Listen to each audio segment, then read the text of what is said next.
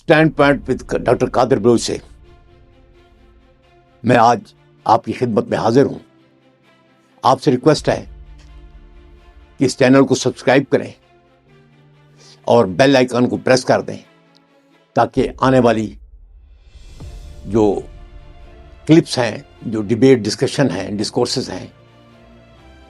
ان کا الرٹ آپ تک پہنچ سکے. اور آخر میں اگر یہ بات چیت پسند آ جائے، تجزیہ پسند آ جائے تو لائک ضرور کریں، اور اگر کچھ کہنا چاہتے ہیں مجھے تو کمنٹس میں وہ مینشن کریں. میں اس وقت جو ایران اور امریکہ کی جنگ جاری ہے،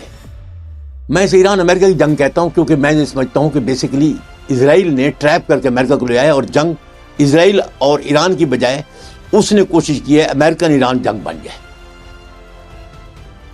جبکہ ایران بخوبی جانتا ہے کہ یہ امریکہ کی جنگ نہیں ہے، یہ اسرائیل اور میری جنگ ہے. اس لیے اس کا مین فوکس اسرائیلی ہے. اس میں 3 سے 4 بڑے اہم پوائنٹ ہائی لائٹ کرنے کی کوشش کروں گا جو اس جنگ سے آنے والے ریجنل آرڈر اور ورلڈ آرڈر کو بدلنے جا رہے ہیں، اور یہ پوائنٹ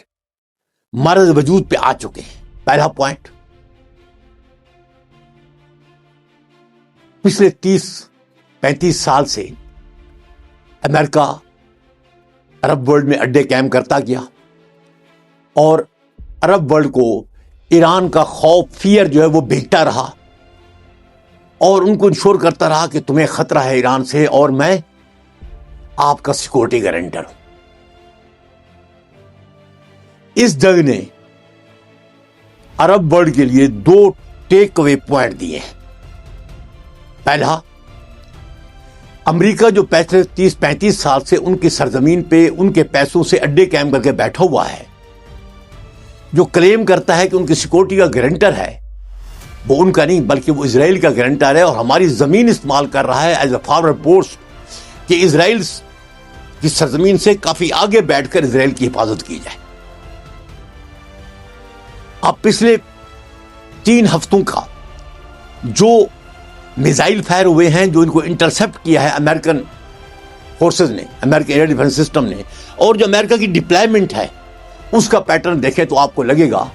کہ وہ ٹوٹل اسرائیل کو ڈیفینڈ کرنے کے لیے. پچھلے 3 ہفتے میں آپ کو کہیں نہیں ملے گا کہ کہیں امریکن ایئر ڈیفنس سسٹم، وہ تھارڈ ہے، وہ پیٹریاٹ، وہ ایرو 3 ہے، پیٹریاٹ میزلز ہیں، جنہوں نے مڈل ایسٹرن کنٹریز کے اوپر قطر پہ، یو اے ای پہ، سعودی عرب پہ، بحرین پہ آنے والے کوئی میزائل روکے ہوں. بحرین پہ کچھ میزائل روکے، وہ اس کے اپنے سینٹکام سینٹر پہ گرنے والے تھے. کویت پہ اپنے گرے کہ نیول سینٹر پہ گرنے والے تھے، اس لیے روکے ہیں. ادروائز تمام کے تمام انٹرسپٹر ان میزائلوں کے لیے استعمال ہوئے ہیں جو اسرائیلی سرزمین پہ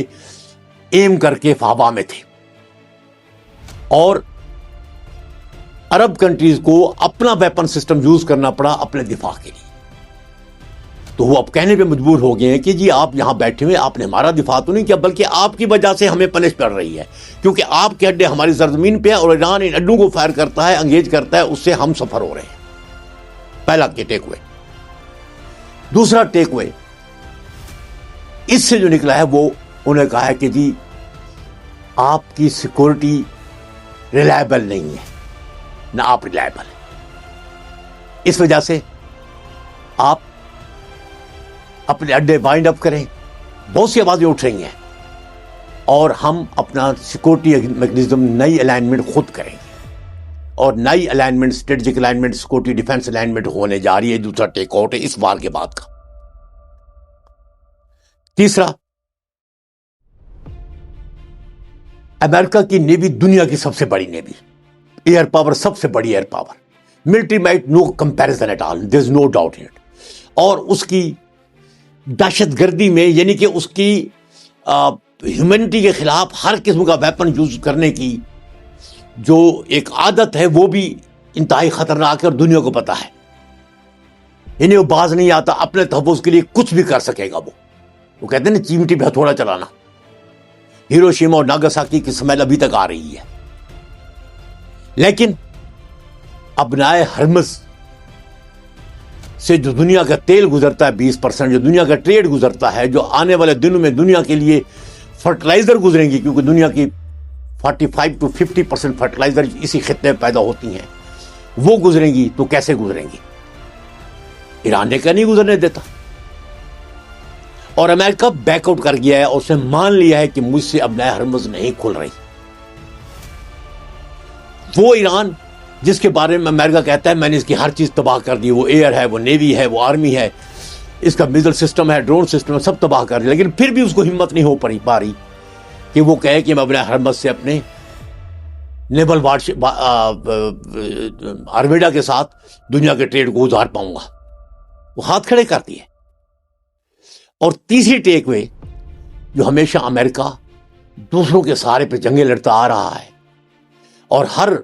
اچھے اور برے کام میں نیٹو اس کے ساتھ رہی ہے، آج نیٹو نے اسے انکار کر دیا کہ ہم تمہارے لیے ایران کی جنگ میں نہیں کودیں گے، کہ یہ ہماری نہیں آپ کی جنگ ہے۔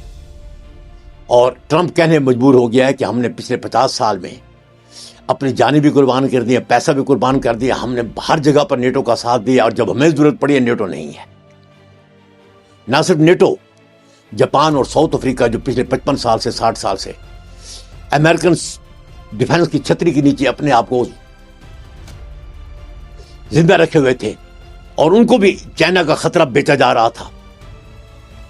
اب وہ فیس کر رہے ہیں کہ امریکہ نے اپنے جو شفٹ کیا نیول فورسز اور اپنا ایئر ڈیفنس سسٹم، اس سے ان کی وہ ڈیفنس چھتری کمزور ہو گئی ہے، اور مجھے لگتا ہے کہ بہت جلدی ساؤتھ کوریا ہو، جاپان ہو، فلپین ہو، وہ نارتھ کوریا اور چائنا کے ساتھ پیسفل طریقے سے نیگوسیشن کرنے جا رہے ہیں، اور وہ ایک لیو اینڈ لیٹ لیو والا ایک سسٹم طے کریں گے۔ اور چائنا کی ہسٹری ہے، چائنا نے کبھی ایکسپینشن نہیں کی، چائنا ہمیشہ اس کو ویلکم کہے گا۔ اور last but not the least, جو اب تک یونائٹڈ نیشن ایک لونڈی بنی آ رہی تھی، اس وجہ سے کہ امریکہ اور اس کے ساتھیوں کی بہت بڑی طاقت تھی، جس نے اکنامکلی، ملٹریلی اور اپنی طاقت کے ذریعے سے، پولیٹیکل پاور کے ذریعے سے دبایا ہوا تھا، اس جنگ کے بعد وہ آزاد ہونے والی ہے۔ اس جنگ کے بعد میں دیکھ رہا ہوں عراق کے اوپر جو اگریشن کا مقدمہ ہے وہ چلنے جا رہا ہے امریکہ کے اوپر اور اسرائیل کے اوپر، اور اس مقدمے میں ان کے اوپر کرائم اگین ہیومینٹی کے چارج ہوں گے، کیونکہ یونائٹڈ نیشن چارٹر کہیں جنگ کی اجازت نہیں دیتا وداؤٹ یونائٹڈ نیشن مینڈیٹ، اور ٹرمپ نے یونائٹڈ نیشن مینڈیٹ کے بغیر حملہ کیا، اور اس میں غزہ کی اٹراسٹی کا بھی حساب جواب دینا پڑے گا، اور ایران میں جو کرائم اگینسٹ ہیومینٹی ہوئے ان کا بھی جواب دینا پڑے گا۔ یہ سب کی اکاؤنٹیبلٹی ہونے والی ہے۔ نیتنیاہو کے تو وارنٹ پہلے ہی نکلے ہوئے ہیں، اور میں یہ سمجھتا ہوں یونائٹڈ نیشن اور سیکورٹی کونسل ایک ریپریشن توان جنگ بڑا ڈالنے جا رہی ہے، امریکہ کے اوپر بہت سی پابندیاں ڈالنے جا رہی ہے، اور امریکہ کی طاقت نہیں ہوگی کہ اس کو نو کر سکے، کیونکہ امریکہ اس بار کے بعد اپنا نہ صرف ملٹری امیج بلکہ پولیٹیکل امیج بھی کھو بیٹھے گا۔ اس کے اپنے اندر، ملک کے اندر وہ جو یونٹی ہے وہ بھی شاید نہ رہے، کیونکہ لوگ اپنے آپ کو گلٹی فیل کر رہے ہیں کہ وہ کرائم اگینسٹ ہیومینٹی کے میں اپنی حکومت کے اگریشن کا ساتھ دے رہے ہیں، اور یہ آوازیں وہاں پر بھی بڑی بلند ہو رہی ہیں۔ Thank you.